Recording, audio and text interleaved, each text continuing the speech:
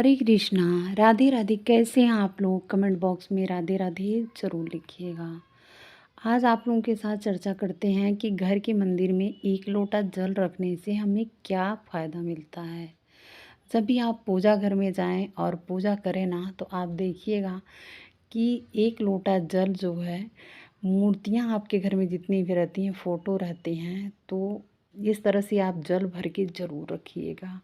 क्योंकि जल जो है मूर्तियों को शीतलता प्रदान करता है। घर में रखे हुए जल का एक पात्र जो है हमारे घर में शांति प्रदान करता है। जल का बहुत बड़ा महत्व होता है।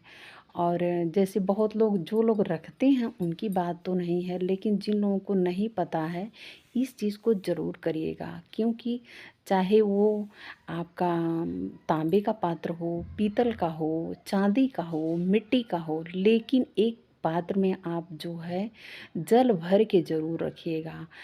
जब आप पूजन करते हैं तो एक लोटा, जैसे आप पूजन करते हैं तो कल का जैसे बर्तन रहता है उसको उठाते हैं, साफ़ करते हैं, बर्तन को धोते हैं, फिर आप जो है पूजन का प्रारंभ करते हैं।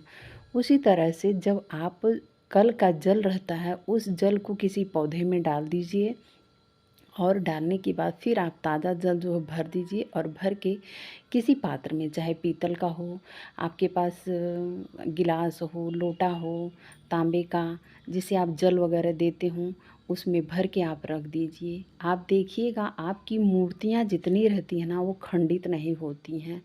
बहुत ज़्यादा शीतलता प्रदान करता है एक लोटा जल। कुछ कुछ ऐसी चीज़ें होती हैं जो हमें घर में छोटी छोटी बातें नहीं जानकारी रहती है, और हम वो काम तो सही करते हैं, लेकिन कुछ कामें हमारे जीवन में जो है गलत होने लगता है। तो शीतलता प्रदान करता है और हमारे घर में सुख समृद्धि भी बढ़ाता है। जिस तरह से घर के मंदिर में जल भरा रहता है, तो आप देखे होंगे कि जैसे ठंड बनी रहती है, शांति बनी रहती है।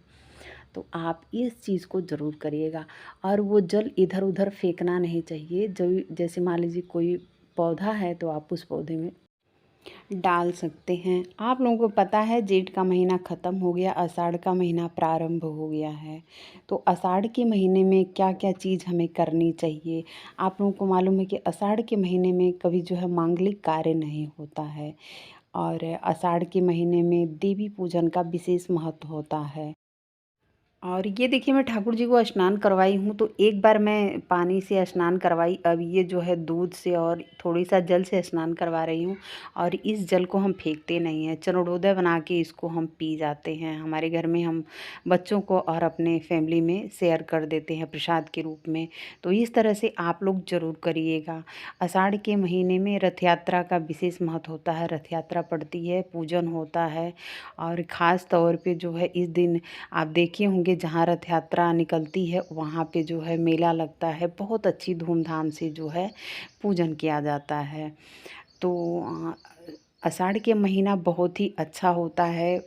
मौसम भी चेंज हो जाते हैं, बारिश का मौसम होता है, और मौसम चेंज होने का मतलब है कि थोड़ी सी शीतलता प्रदान होती है। बारिश आती है तो बारिश में आप देखे होंगे कि अनेक तरह के कार्य, पेड़ पौधे भी हरे भरे हो जाते हैं। सबको शीतलता की बहुत ज़रूरत होती है, क्योंकि गर्मियों में इतना तेज़ धूप लगती है और हवाएं चलती हैं, तो जो पेड़ पौधे रहते हैं वो सूखने लगते हैं।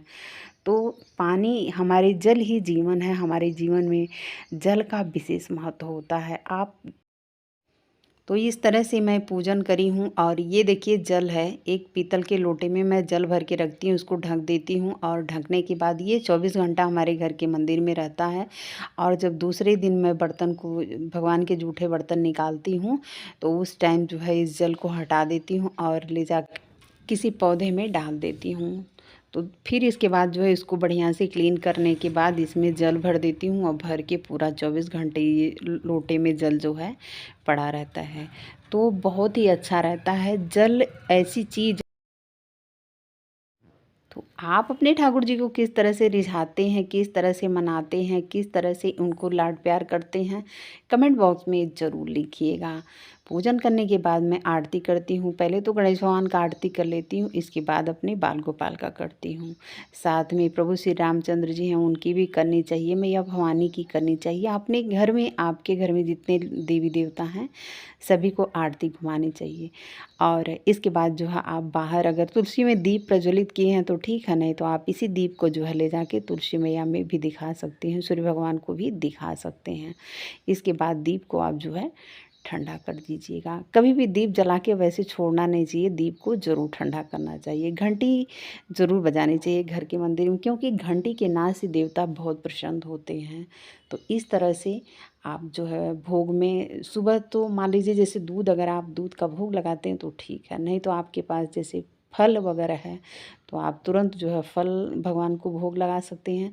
मैं भगवान को भोग लगाती हूँ, गणेश भगवान को अलग लगाती हूँ, दुर्गा जी को अलग लगाती हूँ और कान्हा जी को अपने अलग लगाती हूँ, क्योंकि गणेश भगवान में तुलसी दल नहीं पड़ता है और कान्हा जी को तुलसी दल पड़ता है, हनुमान जी को पड़ता है, प्रभु श्री रामचंद्र जी को पड़ता है। तो इसलिए हमें 2-3 जगह भोग लगाना पड़ता है। तो उम्मीद करते हैं कि हमारी छोटी सी जानकारी आप लोगों को बेहद पसंद आएगी। अगर हमारी जानकारी आप लोगों को पसंद आए तो हमारे चैनल गौरी गोपाल में आप सभी का स्वागत है। कैसे हैं आप लोग, कमेंट बॉक्स में ज़रूर लिखिएगा। वीडियो को लाइक करें, शेयर करें, सब्सक्राइब करें, बेल आइकन के प्रेस को ज़रूर टच करें। Thank you.